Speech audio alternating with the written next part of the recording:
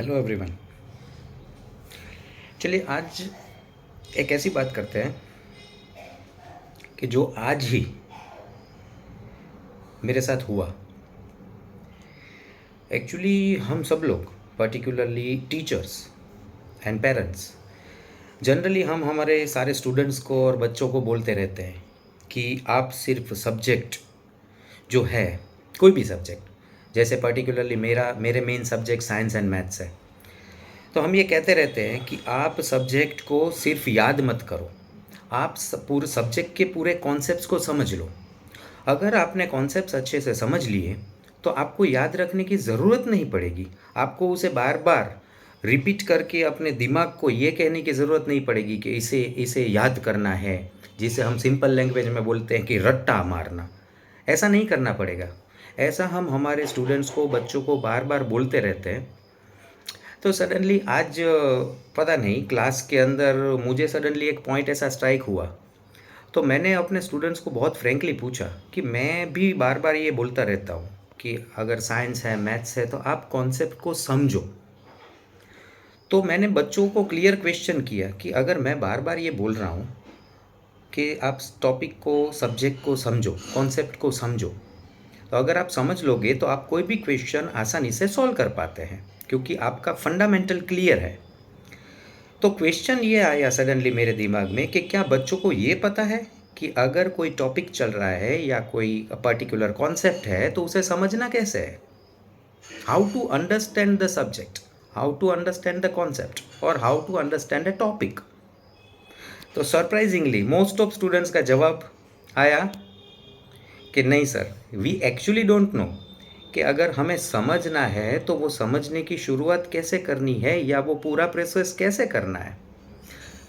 तो suddenly, frankly saying, मैं खुद भी शॉक था कि ये बहुत बड़ी बात है कि हम बार बार कहते रहते हैं कि ऐसा करो, ऐसा करो, ऐसा करो, ऐसे करना चाहिए, लेकिन हम अपने बच्चों को, स्टूडेंट्स को ये रास्ता नहीं दिखाते कि एक्चुअली करना कैसे होता है, क्योंकि उन लोगों के पास अभी वो रास्ता अवेलेबल नहीं है, उनको पता नहीं है क्या करना है।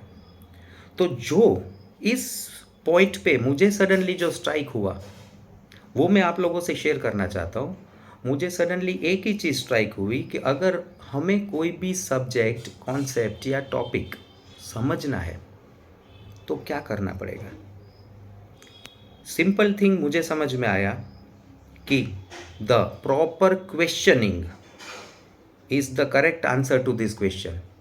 प्रॉपर क्वेश्चन, कोई भी टॉपिक या कोई भी कॉन्सेप्ट को समझने के लिए एक क्वेश्चन करना पड़ता है कि ऐसा क्यों, या ऐसा क्यों नहीं, ऐसा कैसे, वाई, वॉट, हाउ, व्हेन।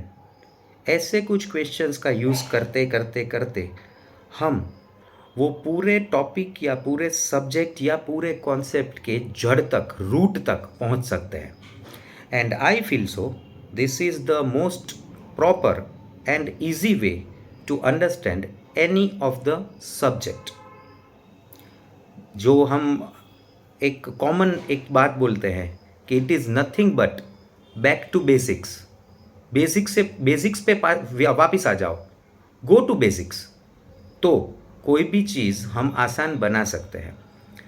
इसको अगर मैं और डीप सोचने की जब मैं कोशिश कर रहा था तो मुझे समझ में आया कि this concept is not only related to the subjects और to study for the education, no, ये कॉन्सेप्ट हमारे आपके सब लोगों की पूरी लाइफ से रिलेटेड है, हमारे कैरियर से भी रिलेटेड है और इवन हमारे रिलेशनशिप से भी रिलेटेड है। अगर हम सही टाइम पे सही क्वेश्चन पूछते हैं तो हमें सारी चीज़ों के आंसर अपने आप और सच्चे मिलने के चांसेस बहुत ही ज़्यादा बढ़ जाते हैं। जैसे कि एक ऐसी चीज़ कही जाती है कि अगर हमने अपनी लाइफ में, अपनी कैरियर में और अपने रिलेशनशिप में एक क्वेश्चन वाई अगर सॉल्व कर लिया कि क्यों, ये लाइफ क्यों, वाई, ये कैरियर क्यों, वाई, ये रिलेशनशिप क्यों, वाई, अगर ये क्वेश्चन का आंसर हमें क्लियर हो गया, देन बिलीव मी फ्रेंड्स, बाकी के सारे क्वेश्चंस व्हाट, व्हेन, हाउ अपने आप सॉल्व हो जाएंगे। चलिए, ऐसी ही कुछ बातों के लिए प्लीज़ फॉलो कीजिए and come on, let us talk.